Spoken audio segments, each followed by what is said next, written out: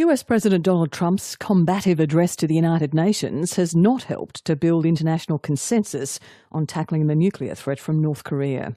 President Trump threatened to totally destroy North Korea, and he criticised what he called the rogue regimes of Iran, Venezuela and Cuba. As Anne Barker reports. As he entered the UN General Assembly, Donald Trump gave no hint of the attack he was about to unleash on rogue nations such as North Korea. So what's your message to North Korea? The message is really a message of peace. It's a message of coming together. But once inside, there was nothing peaceful in the president's speech. We cannot let a murderous regime continue these destabilizing activities while building dangerous missiles. In this, his first address to the UN General Assembly, President Trump said Pyongyang's development of nuclear weapons threatened the world, and he mocked its leader, Kim Jong-un, as a rocket man on a suicide mission. No nation on earth has an interest in seeing this band of criminals arm itself with nuclear weapons and missiles. The United States has great strength and patience. But if it is forced to defend itself or its allies, we will have no choice but to totally destroy North Korea.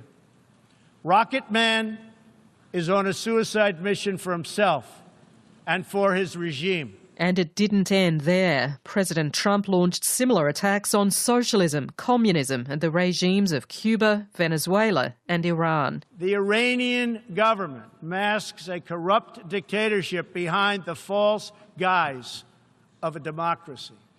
It has turned a wealthy country with a rich history and culture into an economically depleted rogue state whose chief exports are violence, bloodshed and chaos. UN diplomats had anticipated strong language from President Trump, but not like this.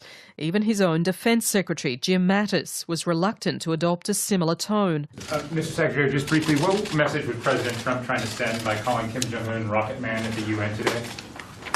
We are dealing with the North Korean situation through the international processes, and we will continue to do so, and we will hopefully get this resolved through diplomatic means. The UN Secretary-General Antonio Guterres, while condemning North Korea's nuclear tests, warned of the danger of fiery language, comments equally pertinent to Pyongyang and Donald Trump. When tensions rise, so does the chance of miscalculation.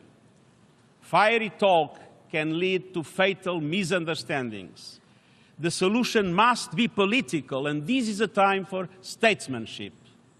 We must not sleepwalk our way into war. The French President Emmanuel Macron warned that politics and diplomacy should never descend into psychological commentary. And Venezuela's Foreign Minister Jorge Arreza said President Trump, as America's top diplomat, was anything but diplomatic. This is supposed to be the house and the headquarters of the peace and the international law, and what we heard was the opposite of that.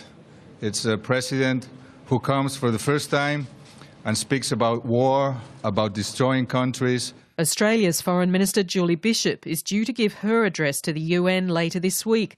She says her focus is on North Korea's weapons, not Donald Trump's words. The President's speech was about calling out this illegal behaviour and calling on the international community to continue to condemn North Korea and ensure that sufficient pressure is put on North Korea so that it returns to the negotiating table. UN diplomats can at least take some heart that, as provocative as his words were, Donald Trump at least seems to recognise the role of the United Nations, and for all his criticism of the UN in the past, now acknowledges it still offers the best path towards world peace.